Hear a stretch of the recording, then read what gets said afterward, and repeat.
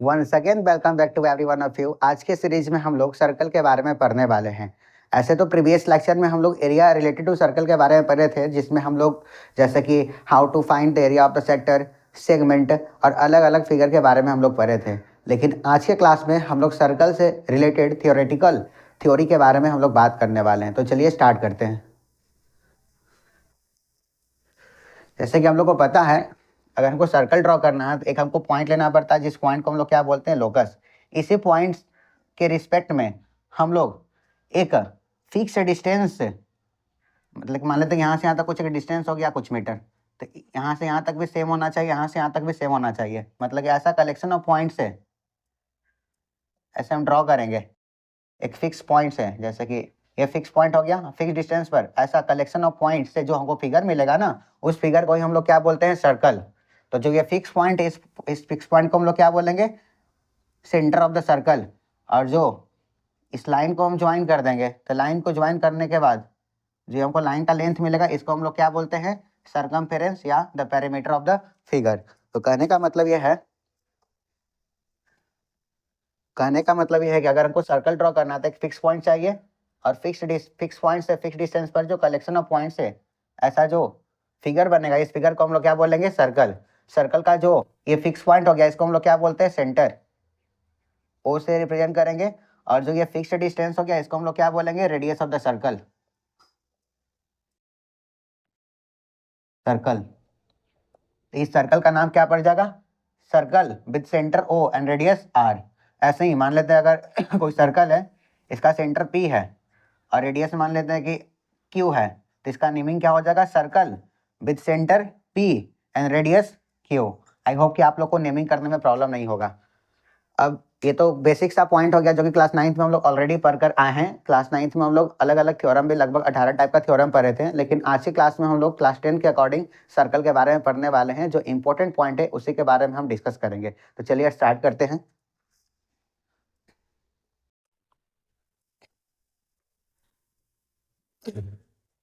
First case में देख रहे हैं कि for a circle and a line on a plane there can be 3 possibilities. मेरे पास एक सर्कल है और एक मेरे पास लाइन है।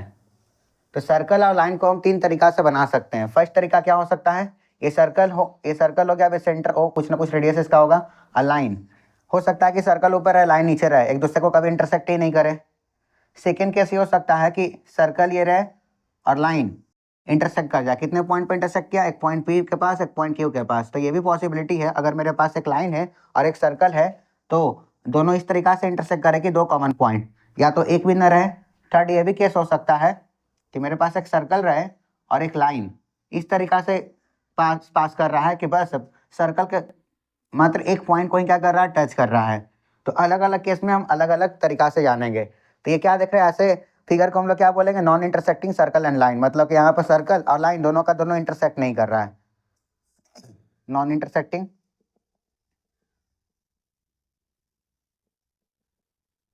इस केस में देख रहे हैं कि लाइन और सर्कल 2 पॉइंट पर इंटरसेक्ट कर रहा है। तो इस लाइन को हम लोग क्या बोलेंगे, मान लेते हैं कि लाइन एल है, तो लाइन एल को क्या बोलेंगे, सेकेंड। क्या बोलेंगे, सेकेंड। हाँ, लेकिन पी क्यू एक लाइन सेगमेंट है। तो पी क्यू देख रहे हैं कि सर्कल के पॉइंट पर लाई कर रहा है, ये भी सर्कल के पॉइंट पर लाई कर रहा है। तो पी क्यू का बस लेंथ पूछेगा ना, तो इसको हम लोग क्या बोलेंगे, कोड। क्या बोलेंगे, कोड। लेकिन लाइन एल के बारे में बात करेंगे ना, कि लाइन एल सर्कल के कितने पॉइंट पर कट कर रहा है, इंटरसेक्ट कर रहा है, तो 2 पॉइंट पर। तो ऐसा लाइन जिसमें सर्कल पर 2 पॉइंट आए, जो कि कॉमन आ जाए लाइन और सर्कल के बीच में, तो ऐसे लाइन को हम लोग क्या बोलेंगे, सेकेंड। तो लाइन एल क्या हो जाएगा, सेकेंड। इन थर्ड केस हम देख रहे हैं कि यहाँ पर एक लाइन है, मान लेते हैं कि भी लाइन एल है, लेकिन ये टच बस एक ही पॉइंट पर कर रहा है। तो यहाँ पर लाइन और सर्कल के बीच में केवल एक ही कॉमन पॉइंट रहेगा ना, तो ऐसे लाइन को हम लोग क्या बोलेंगे, टेंजेंट। क्या बोलेंगे, टेंजेंट। तो लाइन एल को हम लोग क्या बोलेंगे, टेंजेंट। और जिस पॉइंट को टच कर रहा है, मान लेते हैं कि पॉइंट पी है, तो इसको क्या बोलेंगे, पॉइंट ऑफ कॉन्टैक्ट। क्या बोलेंगे, point of contact. I hope कि आप लोग को ये तीनों स्टेटमेंट समझ में आ गया। तो वहां पर ये लिखा हुआ है, फर्स्ट केस में हम लोग क्या देख रहे हैं, for a circle and a line on a plane there can be 3 possibilities. एक पॉसिबिलिटीज क्या हो सकता है, there can be non intersecting. First case में हम लोग देख लिए इंटरसेक्ट नहीं कर रहा है। सेकंड केस में दे can have a single common point, एक कॉमन पॉइंट हो सकता है, एक कॉमन पॉइंट। थर्ड वाला केस में, जो कि सेकंड में वहां पर गिवन है, तो एक पॉइंट पर टच करेगा, तो इसी लाइन को हम लोग क्या बोलेंगे, टेंजेंट। थर्ड केस में देख रहे हैं यहाँ पर they can have two common point, हो सकता है कि लाइन और सर्कल के बीच में कितना कॉमन पॉइंट रहे, दो, तो इस लाइन को हम लोग क्या बोलेंगे, सेकेंड, इसको बोलेंगे नॉन इंटरसेक्टिंग, सेकेंड वाला को बोलेंगे टेंजेंट, इस लाइन को क्या बोलेंगे, सेकेंड। आई होप कि आपको इतना समझ में आप लोग को आ गया। अब देख रहे हैं कि यहाँ पर इस चैप्टर में हमको दो थ्योरम के बारे में पढ़ना है जो कि एग्जामिनेशन पॉइंट ऑफ व्यू से बहुत ज़्यादा इंपॉर्टेंट भी है, शायद आने का संभावना मोर देन 60 या 80% चांस रहता है कि आ सकता है एग्जामिनेशन में। तो थ्योरम नंबर जो ये देख रहे हैं ये तो बहुत ज़्यादा इंपॉर्टेंट है, ये तो थोड़ा कम चांस है और ये आसान भी है। चलिए समझते हैं कि थ्योरम बोल क्या रहा है, इसका हम लोग प्रूफ भी देखने वाले हैं।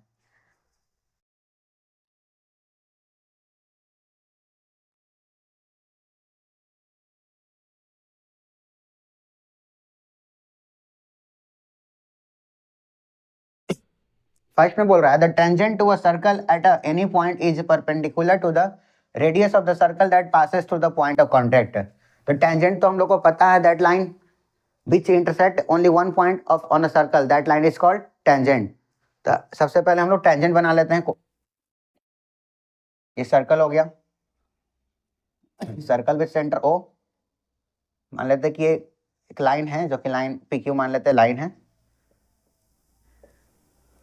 और ये सर्कल के पॉइंट पर टच कर रहा है, मान लेते हैं कि ए पॉइंट पर टच कर रहा है, ए हो गया क्या, पॉइंट ऑफ कॉन्टेक्ट।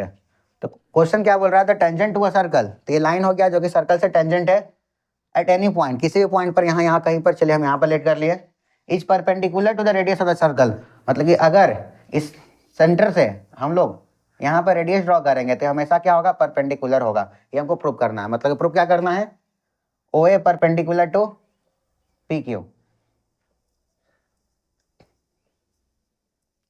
ये प्रूव करना है हम लोग को। मेरे ख्याल से आपको ये स्टेटमेंट समझ में आ गया। अब चलिए देखते हैं कि इसको प्रूव कैसे करेंगे। इसको प्रूव करने से पहले हम एक बात समझते हैं कि मान लेते हैं कि मेरे पास एक क्या है, लाइन है, और एक मेरे पास पॉइंट है, ये पॉइंट ए हो गया, मान लेते हैं कि लाइन पी क्यू हो गया।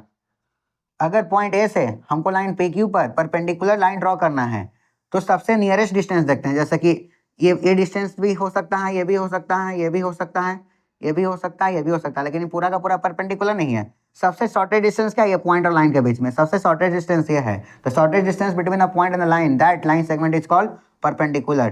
तो ए डी क्या हो जाएगा, परपेंडिकुलर। इसको परपेंडिकुलर नहीं बोलेंगे, इसको भी नहीं बोलेंगे, इसको भी नहीं बोलेंगे, क्यों, क्योंकि देख रहे हैं कि ये सबसे छोटा है, ये बड़ा है, बड़ा है, बड़ा है, मतलब कि सबसे शॉर्टकट डिस्टेंस पॉइंट इस लाइन का बीच का क्या है, ये है। तो क्या बोलेंगे, AD perpendicular to P Q. मेरे ख्याल से आपको इतना समझ में आ गया, ये समझ में आ गया तो अब ये हम समझते हैं कि इसको प्रूव कैसे करेंगे।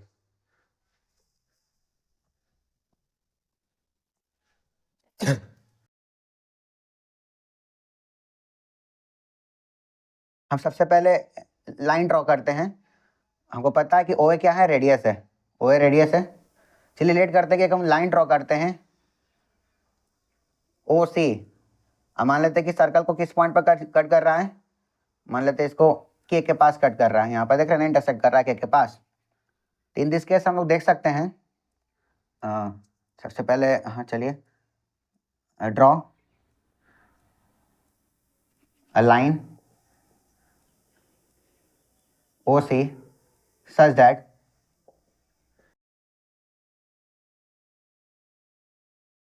it intersect line P Q.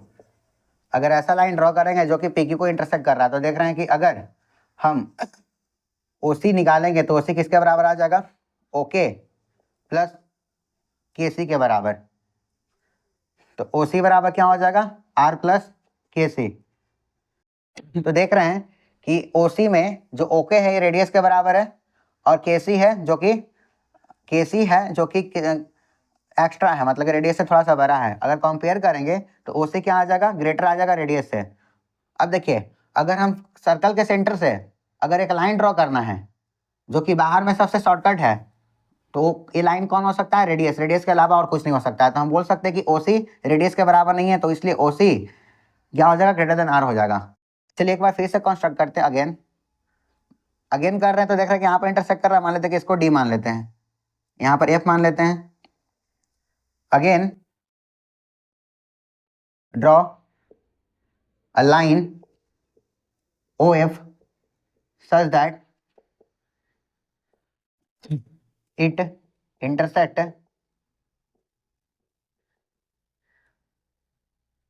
Circle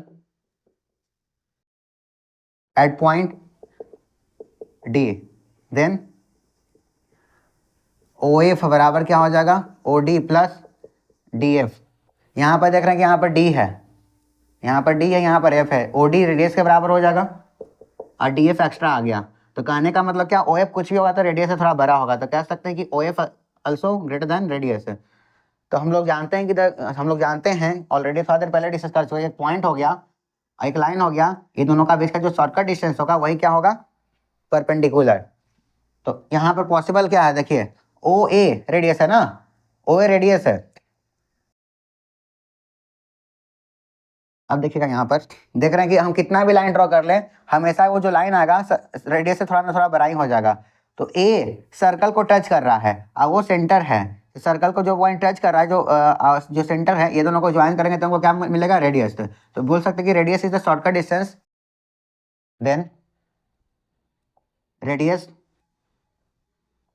is the shortcut distance between center and point of contact of tangent। यही पॉसिबल है कि यही सबसे शॉर्टकट डिस्टेंस है पॉइंट ऑफ कांटेक्ट और सर्कल का सेंटर के बीच में, तो इसको हम लोग रेडियस बोलते हैं ना, है। तो hence we can say that, we can say that, क्या बोल सकते हैं, circle passes through the point क्या है, the tangent of a circle at any point is the perpendicular to the radius of the circle. मतलब कि क्या हो जाएगा, radius perpendicular to the tangent at point of contact. आप इस line को छोड़ भी सकते थे, बस इतना बताने के बाद डायरेक्ट यहाँ पर भी आ सकते हैं। तो आई होप कि आपको इतना समझ में आ गया। अब समझते हैं कि सेकेंड, जो सेकेंड थ्योरम है ये क्या बोलता है, इसको पहले इरेज कर लेते हैं।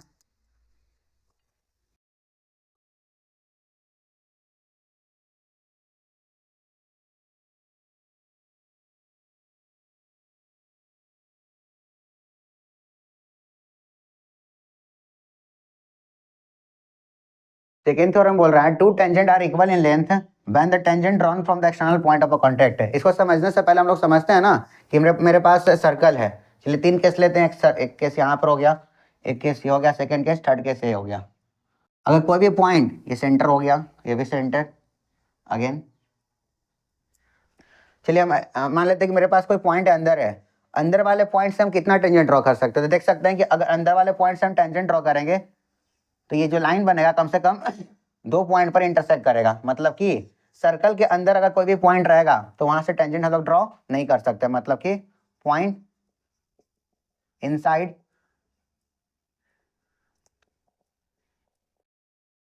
द सर्कल, सर्कल के केस में हम लोग टेंजेंट ड्रॉ नहीं कर सकते हैं। अगर मान लेते हैं कि मेरे पास एक पॉइंट जो सर्कल पर है, तो जो सर्कल पर पॉइंट है हम ऐसा भी लाइन ड्रॉ कर सकते हैं तो सेकंड हो सकता है, ऐसा भी कर सकते हैं, ये भी सेकंड हो सकता है। लेकिन एक लाइन ऐसा होगा जो कि बस एक ही पॉइंट पर क्या करेगा, टच कर निकलेगा, जब सरकमफ्रेंस पर, मतलब कि जो सर्कल का जो सरकमफ्रेंस है उस पर एक पॉइंट लाई करेगा। तो यहाँ से क्या समझ में आ गया, पॉइंट ऑन द सरकमफ्रेंस रहेगा। तो क्या, only one tangent can be drawn, एक टेंजेंट हम लोग ड्रॉन कर सकते हैं। लेकिन यहाँ से इनफाइनाइट सेकेंड ड्रॉ कर सकते हैं। इस केस में भी टेंजेंट एक भी ड्रॉ नहीं करेंगे, लेकिन जो सेकेंड होगा इनफाइनाइट हो जाएगा। ऐसा ऑब्जेक्टिव टाइप में क्वेश्चन आ सकता है, इसलिए करवाना जरूरी है। असर्शन बेस्ड में भी ऐसा सवाल शायद आने का संभावना रहता है। अब देखिए, अगर अंदर का बात कर लिए, सर्कल पे बात कर लिए, अब बात करते हैं आउटर में है। तो मेरे पास कोई भी पॉइंट अगर सर्कल के बाहर में है तो यहाँ से हम लोग 2 टेंजेंट ड्रॉ कर सकते हैं। सेकंड कितना ड्रॉ कर सकते हैं, जैसे कि पी पॉइंट हो गया, क्यू पॉइंट ऑफ कॉन्टेक्ट बस एक पॉइंट पर टच कर रहा है, आर भी मान लेते हैं कि एक पॉइंट पर टच कर रहा है, तो एक्सटर्नल पॉइंट से हम लोग टेंजेंट कितना ड्रॉ कर सकते हैं, 2 ड्रॉ कर सकते हैं। सेकंड तो इनफाइनाइट हो जाएगा, कैसा हो जाएगा, 1 2 3 4, जितना करना उतना, मतलब कि सेकंड इस केस में भी क्या हो जाएगा, इनफाइनाइट। आई होप कि आपको ये तीनों स्टेटमेंट समझ में आ गया। अगर कोई भी पॉइंट सर्कल के अंदर है तो इस केस में हम टेंजेंट एक भी नहीं ड्रॉ कर सकते, लेकिन सेकंड इनफाइनाइट है। अगर कोई पॉइंट सर्कमफ्रेंस पर लाई कर रहा है तो बस यहाँ से एक टेंजेंट ड्रॉ कर सकते हैं और सेकंड इनफाइनाइट। और इस केस में अगर कोई भी पॉइंट सर्कल से बाहर है तो इस केस में हम लोग 2 टेंजेंट ड्रॉ करेंगे और इनफाइनाइट सेकंड ड्रॉ कर सकते हैं। जैसे कि एक्सटर्नल पॉइंट में कोई भी पॉइंट है सर्कल के बाहर तो टेंजेंट 2 ही ये कर सकते हैं, ड्रॉ कर सकते हैं, और सेकंड इनफाइनाइट बहुत सारे, तीनों केस में सेकंड इनफाइनाइट हो सकता है, लेकिन बाहर के केस में टेंजेंट बस 2 ही ड्रॉ कर पाइएगा आप, और जब सर्कमफ्रेंस पर रहेगा तो एक, और अंदर रहेगा तो एक भी नहीं। अब समझते हैं कि ये थ्योरम क्या बोलता है।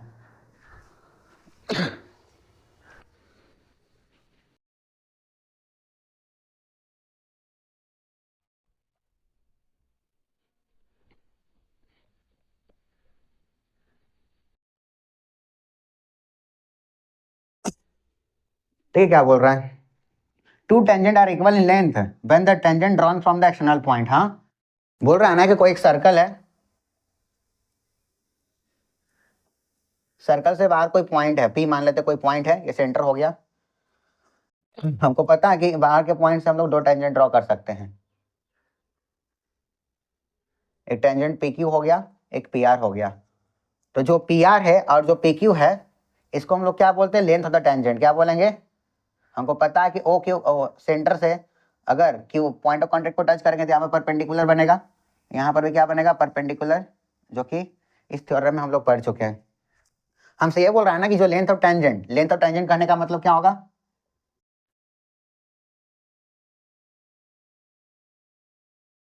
मतलब कि पी क्यू और क्या हो जाएगा, पी आर, इसी को हम लोग क्या बोलते हैं, length of the tangent. Tangent का जो लंबाई होगा उसी को हम लोग क्या बोलते हैं, लेंथ ऑफ टेंजेंट। तो थ्योरम क्या स्टेट कर रहा है, 2 tangent are equal in length when 2 tangent बराबर लेंथ में होगा, कब, जब टेंजेंट को हम लोग सर्कल के बाहर से क्या करेंगे, कंस्ट्रक्ट करेंगे। तो कहने का मतलब क्या, हमको प्रूव क्या करना है, प्रूव दैट जो पी क्यू होगा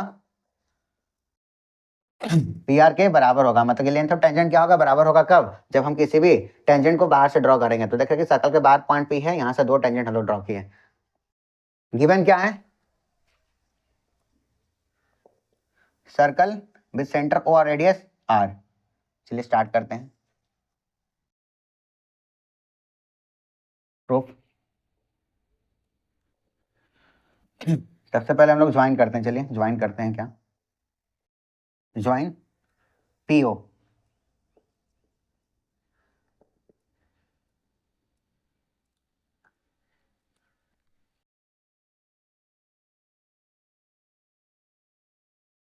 देख सकते हैं in triangle P Q O and triangle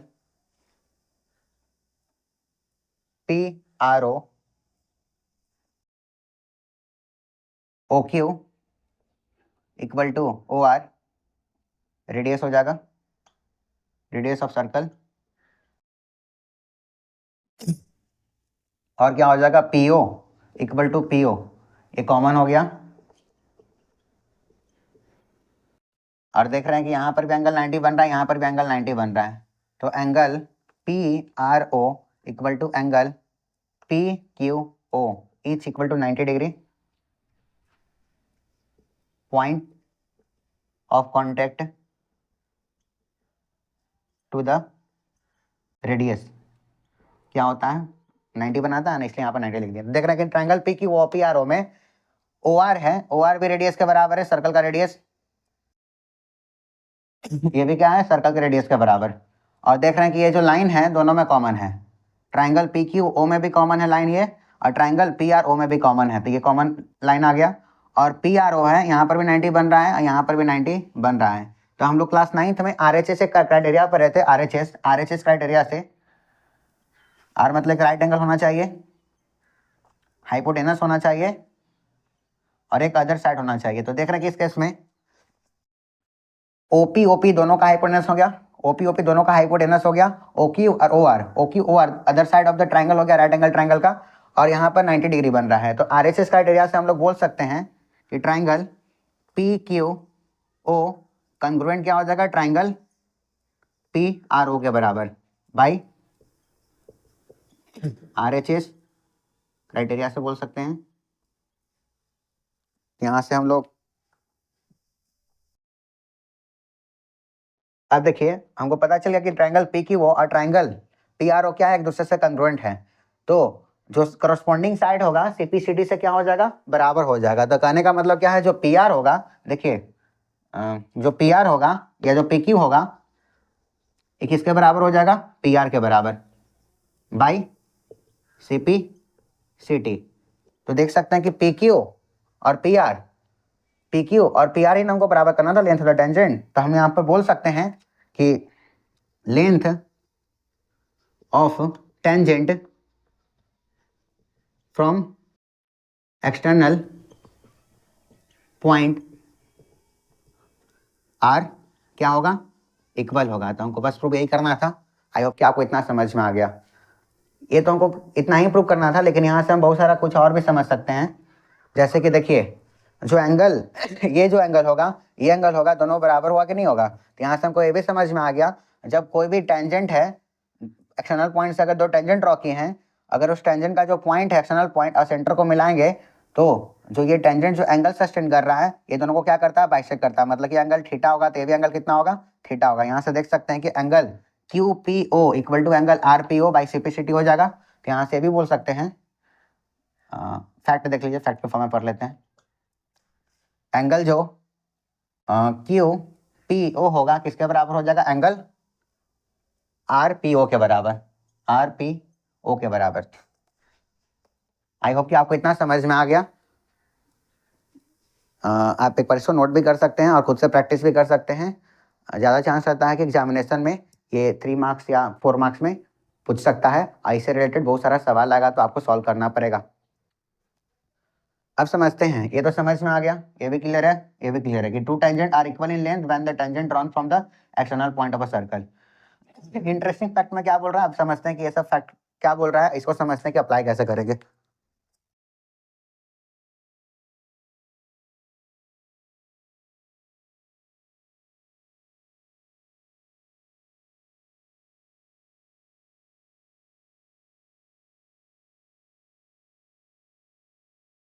क्या बोल रहा है फर्स्ट में, in the two concentric circle the कोड of a larger circle which touches the smaller circle is bisected at the point of contact. कहने का मतलब है, मान लेते हैं कि मेरे पास कॉन्सेंट्रिक सर्कल है। कॉन्सेंट्रिक सर्कल कैसा सर्कल होता है, ऐसा सर्कल जिसका सेंटर कॉमन होगा। एक ये सर्कल भी सेंटर हो गया। अगेन हम एक सर्कल बनाते हैं, ये भी सर्कल हो गया, इसका भी सेंटर ओ हो गया। अगर लार्जर सर्कल से अगर हम एक कोड बनाते हैं जो कि स्मॉलर सर्कल को बस क्या एक पॉइंट पर टच कर रहा है, तो ये क्या करता है, ये इसको बाइसेक्ट करता है। मतलब इसका जो रेडियस है इसको क्या करेगा, बाइसेक्ट करेगा। मान लेते हैं कि अगर यहाँ से ये पूरा का पूरा 10 सेंटीमीटर के बराबर है, कितने के बराबर, 10 सेंटीमीटर के बराबर। मान लेते हैं कि पी क्यू कोड है लार्जर सर्कल का, और ये इसका पॉइंट ऑफ कॉन्टैक्ट है, मतलब कि टेंजेंट की तरह वर्क कर रहा है। तो ये भी 5 हो जाएगा और ये भी क्या हो जाएगा, 5 हो जाएगा। तो ये एक बोल रहा है कि क्या, in two concentric circle the कोड of a larger circle which touches the smaller circle is bisected at the point of contact. इसको आप लोग प्रूव भी कर सकते हैं, खुद से प्रूव करने का कोशिश कीजिएगा। कुछ नहीं करना, बस यहाँ पर कंस्ट्रक्ट करना है। जो ट्राइंगल बना है, ये दोनों ट्राइंगल को कंग्रुएंट प्रूव करेगा ना, तो ये दोनों सीपीसीटी से बराबर हो जाएगा। तो आप लोग का होमवर्क क्या आप कीजिएगा। सेकंड क्या बोल रहा है, the tangent drawn at the end of the diameter of a circle are parallel. कहने का मतलब है कि कोई मेरे पास सर्कल है, सर्कल पे सेंटर ओ हो गया। अगर हमको पता है कि द लार्जेस्ट कोड of a circle are called diameter that passes through the centre of the circle, so we can say that A B क्या हो जाएगा, डायमीटर ऑफ द सर्कल। तो एक पॉइंट यहाँ पर, एक पॉइंट यहाँ पर है। अगर हम पॉइंट बी से एक टेंजेंट ड्रॉ करते हैं और पॉइंट ए से भी टेंजेंट ड्रॉ करते हैं जो कि डायमीटर का इन पॉइंट है, तो ये दोनों हमेशा क्या होता है, पैरेलल होता है। ये दोनों हमेशा क्या होगा, पैरेलल होगा। तो इसको आप लोग प्रूव भी कर सकते हैं। कैसे प्रूव कीजिएगा, जैसे कि हमको पता है कि जो पॉइंट ऑफ कॉन्टैक्ट होता है, जो रेडियस होता है, परपेंडिकुलर होगा। यहाँ पर भी परपेंडिकुलर होगा। तो देख रहे हैं कि यहाँ पर भी 90 है, यहाँ पर भी 90 है। ये भी डायमीटर थी, एक सिंगल सा लाइन हो गया जो कि ट्रांसवर्सल लाइन की तरह एक्ट कर रहा है। तो देख रहे हैं कि इंटरनल एंगल का दोनों का सम क्या आ गया 180। ये कब पॉसिबल है, ये कब पॉसिबल है, जब दो लाइन पैरेलल रहे। ये दोनों का एंगल 180 कब आता है, जब दोनों लाइन पैरेलल रहेगा। तो हम बोल सकते हैं कि अगर दोनों का सम 180 आ गया तो ये दोनों का दोनों लाइन क्या होगा, पैरेलल होगा। इस तरीके से आप प्रूव कर सकते हैं। और नहीं तो डायरेक्ट स्टेटमेंट ये क्या बोल रहा है, the tangent of the sorry the tangent drawn at the end diameter of a circle are parallel. मतलब कि अगर कोई भी टेंजेंट है, अगर उसके एंड पॉइंट से आप दो लाइन ड्रॉ कीजिएगा जो कि टेंजेंट रहेगा, वो दोनों टेंजेंट एक दूसरे से क्या रहेगा, पैरेलल रहेगा। तो ये भी समझ में आ गया। लास्ट में देखिए क्या बोल रहा है, the angle between the two tangent drawn an external point of a circle is supplementary to the angle subtended by the line segment joining the point of contact at the centre. हाँ देखिए क्या बोल रहा है, मान लेते कि मेरे पास सर्कल है, एक्सटर्नल पॉइंट हो गया। अगर पॉइंट ऑफ कॉन्टेक्ट ही हो गया तो ये टेंजेंट बन गया ना।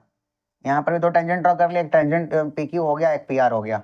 ये सेंटर ऑफ द सर्कल, अगर यहाँ से पॉइंट ऑफ कॉन्टेक्ट से सेंटर ऑफ सर्कल से मिलाएंगे तो रेडियस मिल जाएगा, यहाँ पर भी रेडियस मिल जाएगा। तो ये दोनों का जो सम होगा ना वो क्या होगा 180। आप इस तरीके से प्रूव कर सकते हैं। हमको पता है कि यहाँ पर 90 बनेगा, पॉइंट ऑफ कॉन्टेक्ट के पास यहाँ पर भी 90 बनेगा। तो angle Q plus angle O plus angle R plus angle P, मतलब ये एंगल यहाँ 90, यहाँ पर 90, यहाँ पर कुछ ना कुछ होगा। तो ये दोनों का जो सम मान लेते कि एक्स है, ये वाई है। तो हमको क्या प्रूव करना है कि एक्स प्लस वाई हमेशा क्या होगा, सप्लीमेंट्री होगा। तो हमको पता है कि सम ऑफ, अगर देखिए हम शॉर्टकट में बता दे रहे हैं, ये डायरेक्ट स्टेटमेंट है। आप इस तरीका का क्वेश्चन प्रूव भी कर सकते हैं खुद से, इसलिए हम तो डिटेल में नहीं बता रहे हैं। आप लोग खुद से लिख करके बढ़िया से कोशिश कीजिएगा कि कैसे हम लोग एग्जामिनेशन में बनाएंगे। इस टाइप का क्वेश्चन आपको एनसीईआरटी में भी मिल जाएगा। तो रफली हम बता दे रहे हैं, हमको पता है कि अगर ये quadrilateral P Q O R में चलेंगे तो sum of all angle of a quadrilateral कितना होता है 180 डिग्री, सॉरी 360 डिग्री। तो देखिए एंगल क्यू 90 के बराबर है, एंगल ओ हमको पता नहीं है जो कि सेंटर एंगल एक्स के पास बनना है, चलिए इसको एक्स लिखते हैं डायरेक्ट। प्लस एंगल आर भी कितना है 90 के बराबर है, प्लस एंगल पी किसके बराबर है, वाई के बराबर, इक्वल टू 360 डिग्री हो जाएगा।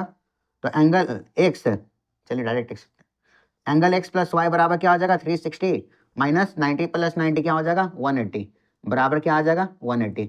180 मतलब कि दो एंगल का सम 180 आएगा। इसका मतलब क्या होगा, ये दोनों एंगल सप्लीमेंट्री होगा। तो हमको एक्स प्लस वाई क्या बोलता है कि सप्लीमेंट्री होगा। जैसे कि कोई क्वेश्चन है, यहाँ पर पॉइंट आर हो गया, अगर यहाँ से दो टेंजेंट ड्रॉ हम लोग करते हैं, यहाँ पर 90 बनेगा। अगर ये एंगल 80 डिग्री की बने तो ऑटोमेटिकली कितना हो जाएगा, दोनों का सम 180 होना चाहिए, मतलब कि 100 हो जाएगा। I hope it is clear to everyone of you. आज के लिए बस इतना ही। अब हम लोग नेक्स्ट क्लास में स्टैटिस्टिक्स के बारे में पढ़ने वाले हैं। Thank you.